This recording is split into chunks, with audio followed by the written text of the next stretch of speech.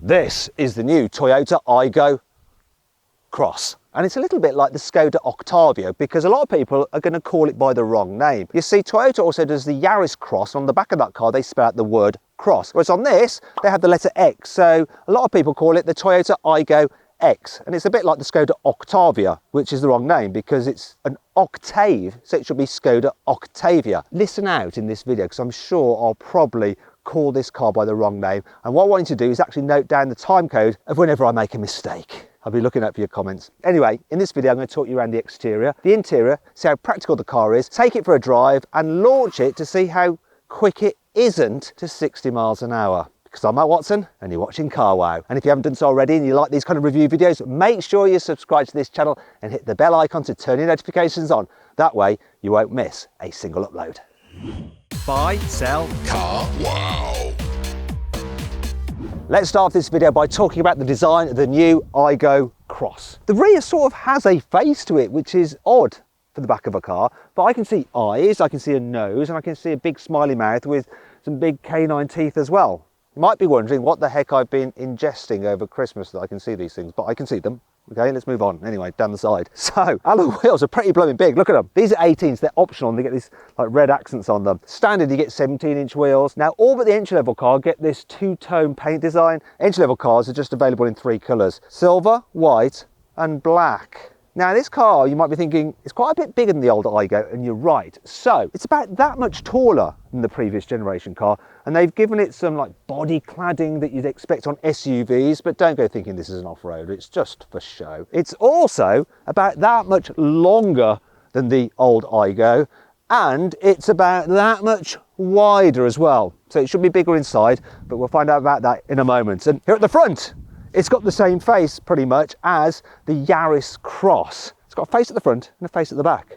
This car's two-faced, which means I don't trust it, but you can trust Car Wow to get you a fair price on your next car. So the Aygo Cross, it starts from just under £16,000, but you can save an average of just under £600 on one. Now, if you want to go to Car Wow to check out the savings on current cars, click on the pop-out banner up there or follow the link in the description below. Alternatively, if you want to do that at a later date, you can just simply Google "Help Me Car Wow" and we'll not only help you find a good deal on the car you're buying, you can sell your current car through Car Wow as well, just by uploading some photos, giving a brief description. Then our dealers from across the country will bid on your car. You pick the best price, they'll come to your house, take the car away and put the money in your account. It's dead easy. So remember, help me Car Wow. It's easy. Here on the inside, the Aygo Cross does feel like the entry-level car for the Toyota range because there's lots of hard, cheap-feeling plastics. You've got exposed metal panels, though they have tried to jazz things up. So the things that you touch, like the steering wheel and the gear knob, are covered in nice leather, so they feel good. Also, all but the entry-level car get these accents around the air vents, plus around the gear selector. You've got red stitching on the gear selector gaiter, and you've got some red patterning here on the seats and some kind of textured effect as well. Now, when it comes to infotainment, the entry-level car gets a 7-inch screen, then you can step up to an 8-inch screen, which is what this is, and then the top of the range gets a 9-inch screen with inbuilt sat-nav. The lower 2 infotainment systems don't have sat-nav, but they do have a map button. When you press it, it reminds you that you couldn't afford the satellite navigation system. It doesn't really matter because all models do have Apple CarPlay and Android Auto. So when you plug that in and then hit the map button, look at this, you have your Google Maps. Now this is wired, this system, but the top of the range car with the inbuilt sat-nav has wireless Apple CarPlay and Android Auto.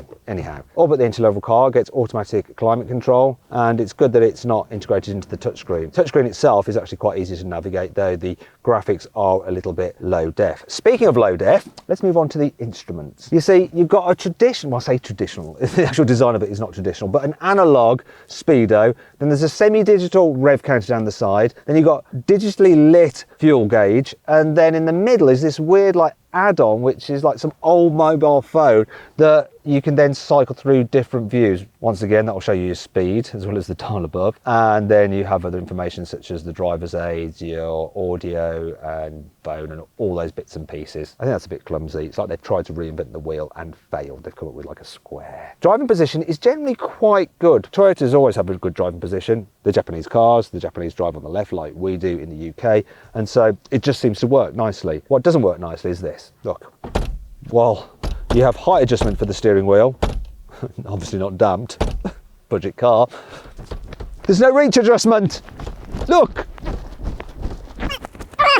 Sorry, that was a little bit weird, though it kind of made me a bit Igo cross. What also makes me cross is the fact there's no armrest. So yeah, you've got one over here, so when you're driving long distances, but this, then there's a storage, right? So you've got a couple of cup holders there. It's fine for smaller bottles, but when you get taller bottles, it sort of gets in the way of the climate control. There's an area there where you can put your mobile phone. If you have the top specification card, then you've got wireless charging, and then you've got your USBs there. Old-fashioned USBs. Where's the USB-C? And then there's an even older-fashioned 12-volt socket there. Now let's just check out the glove box. Look at that. It's not damped at all. The size is all right though. Door bins, they're a little bit narrow, so you can fit bottles this size in. But once again, when you go for bigger bottles, it's a bit more awkward. It sort of works, but it's a bit of a squeeze. Speaking of which, is it going to be a bit of a squeeze for me in the back seats?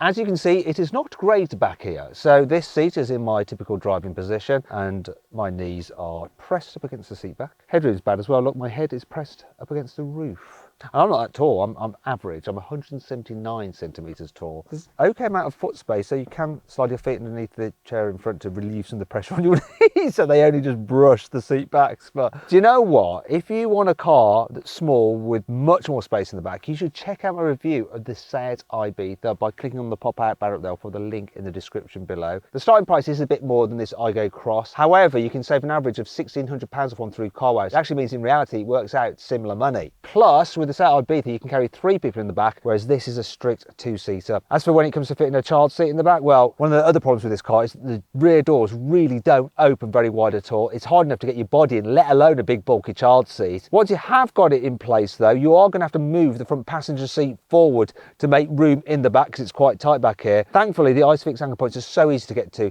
that you can locate the seat dead easy once you've moved the passenger seat forward, though the person in the front is not going to be very happy about that at all. It's not the most practical back here. For instance, look, one cup holder and absolutely no door bins. I wonder if things get better in the boot. It's not great, but it's not terrible. The load capacity is 231 litres, which is all right for a car of this size. So it's about 10% less than the boot capacity of a Hyundai i10 or Kia Picanto. There's also a big load lip to lift stuff over.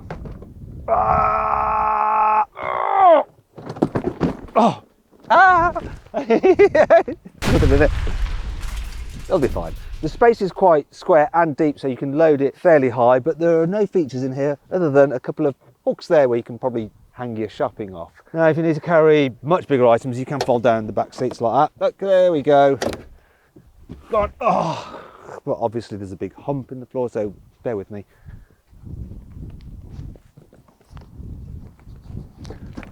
I seem to have damaged it. That'll teach me a lesson, won't it? I'm always chucking stuff about. I need to stop it anyway. Yeah, so if you slide things to the front, it's a little bit more tricky because you have to lift them over that hump. Right. Anyway, that brings on to 5 annoying things about the Toyota Igo Cross. Parts of this car just sound so flimsy. Listen to this.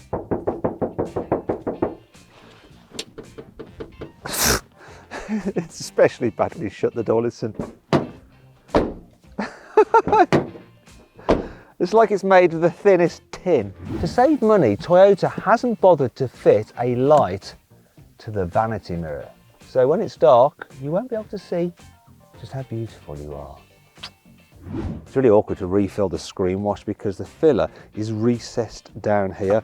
Look, I'm going to try it with a bottle, and you see you end up spilling even that all over the place. Imagine if you've got one of those big vats of screen wash. You're going to need a funnel, and a funnel that actually snakes all the way out up here.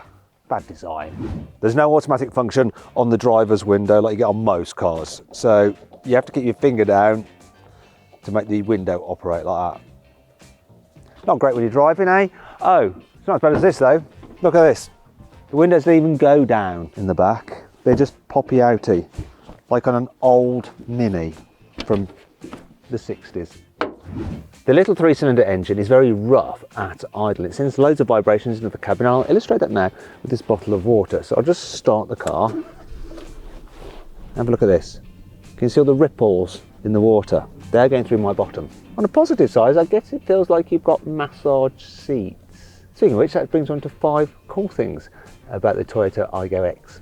This cheap little car has all the safety systems you can possibly get on a modern car as standard right across the range. So there's things like pre-collision warning, there's lane departure warning, lots of other things it can spot if you're falling asleep and it will warn you. Then there's the adaptive cruise control as well, which will automatically keep your safe distance from the car in front and steer to keep you in lane. All standard. Lovely. I love Toyota's low cover solution. As you can see, it does the job. You wouldn't be able to see in the boot through the back window. But it's so small and light that you can just pop it in the space in the boot and then load things on top of it. It won't get crushed. It doesn't matter. It's a great idea. More manufacturers should copy this.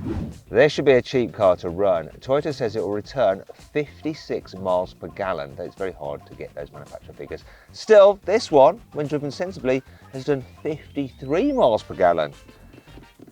I'll take that. This car's warranty is excellent. So you get 5 years, 100,000 miles as standard. But after that period, if you continue to get your car serviced at an official Toyota dealer, they will add an extra year's warranty, up to a further 5 years, which means in theory, you get a 10-year warranty. You can get the Aygo Cross with a folding fabric roof. Look at that. It's an £895 option, though you can't get it on the entry-level model, though it is standard on the top spec car. Brilliant. Look, it even comes with a man to operate it for you. Hello, man. Man in cap. It's so cross now. Aygo Cross. Anyway, £895 option, very unusual on this size of car. It's always great to have choice, isn't it? And that brings me on to the engine. There is only one choice available, and it's this 1 litre, 3-cylinder, naturally aspirated, no turbo, hence only 72 feeble horsepower. Now, it's front-wheel drive, this car, but you can get it with either a 5-speed manual or a CVT automatic gearbox. So, bearing in mind there's one engine, but there's 4 different trim levels and the option of that roof. What would be my ideal version of the Toyota Aygo Cross? Well, I'm going to actually configure it now using the CarWow configurator. I mean, the body panels on this car are so light, I can hold this up with my head, no problem at all. Okay, so I'm going to configure it like that. There we go. And if you want to see what my ideal configuration is of this car and the saving through CarWow, click on the pop-out banner up there. We'll put the link in the description below. Let's see what this little Aygo Cross is like to drive. I'm going to start off in town and by opening the roof. Because why not, even though it's raining a little bit. If you've got it, may as well use it, right? Okay, so this car's slightly raised driving position is supposed to give you a better view out when you're driving around town, so you can spot pedestrians like that old gentleman over there and cyclists, of which there are none about, thankfully. No offence, I'm a cyclist, okay? Before you'll go crazy in the comments. Does it help? Well, sort of, but you're not really that high. And this car has the same problem as my GR Yaris, and it's the fact that you've got this big rear view mirror, which gives you a good view out the back, but this pod with all the safety tech and cameras for the anti-crash stuff kind of means that the view through there isn't that great. They've apparently angled this pillar to reduce the blind spot, but it's still very fat, so there's still a blind spot there. What I can't fault though is the turning circle, 9.4 meters. So look, this is tight, but I can go round in one. I mean, it's really good. This is really, really, really impressive. And the steering itself is nice and light. That's good. The controls, the clutch, nice and light. The gearbox is precise, but it's actually very, very notchy. So when you're going from third into second like now, it takes a bit of force to get into gear. Same again when you go from third into fourth, it's a little bit notchy. Brakes though, not going to fault them. Very smooth, progressive, not grabby at all. I like that. And the suspension, it's quite firm. Firmer than you'd imagine, so you do feel the bumps a little bit, but it seems to smooth them off, so it's not really intrusive actually. And even when you're going on uneven surfaces, it doesn't get too out of shape. Bit firmer than I expected, but not really bad. Anyway, let's get out of town. Let's see what this little Yaris Cross is like at faster speed. So I'm going to shut the roof. Come on. And next I'm going to see what it's like at getting up to speed from 40 to 70 miles an hour. Come on, roof. And press the button properly. Right, here we go, need to overtake. Nothing's happening when I just floor it in fifth. Fourth, not much is happening. Going to third, here we go. Finally, come on car, get to 70. Give it all the help I can. My foot is flat to the floor. Here comes 70.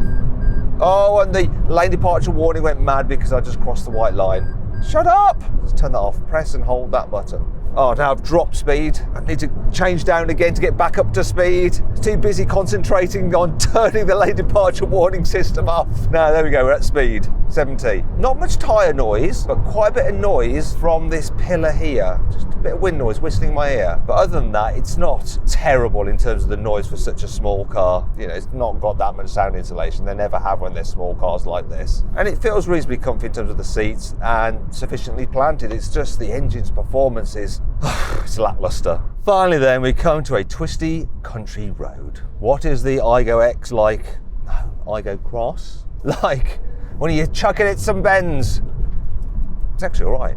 It seems to grip well, goes exactly where you point it, and doesn't lean that much at all. That's the benefit of that slightly firm suspension. And I think it's worth it because it makes it just feel a little bit more planted and confidence inspiring. Should you want to go quicker down a country road, though you're always going to be held back by the wheezy engine. You're never going to be going that quick. But yeah, it's all right. Look, another corner. Grips and goes round. I thought it would push on then, but it didn't. Front wheels just tug in. That's pretty good considering how slippery the road is. Is it fun? Kinda, a little bit. You know, it's always a bit of a laugh, thrashing a small car about within an inch of its life. But is it as much fun as a Suzuki Swift? Not quite. That's a bit more darty, a little bit more of a laugh. Now, if you want to see my full in-depth video review of that, click on the pop-out banner up there or follow the link in the description below. One last thing to do with this car. Oh, other than this, look, I want to show you this, so you don't think I'm a complete idiot. So, well, you can open the roof with one touch. When you go to close it, press it once. Close it halfway. So you have to press it again, and then it's not one touch. Look, now you have to keep your finger on it. What is that about? Anyway, let's launch this little thing. Toyota says the Igo Cross will do 0 to 60 in 14.9 seconds. But is it really that bad? I'm going to find out using my specialist timing gear here. I'm actually starting from a different location, a bit further back up the road to make sure I don't run out of space before I hit 60 miles an hour. But here we go. 3, 2, 1. Oh, good start, Watson. Good gear change as well. Come on. Preload the gear. Oh, wicked change. Come on, car. Ooh, what a result. Toyota was lying. It did 0 to 60 in an amazing 14.3 seconds. 0.6 of a second quicker than they claimed. Still bloody slow. In fact, if you want a small city car with a bit more oomph, get a 1.2 litre version of the Hyundai i10. In fact, if you want to see my full in-depth video review of the Hyundai i10, click on the pop-out banner up there, follow the link in the description below. Then change down a gear to get up this hill. You'll be doing that a lot in this car.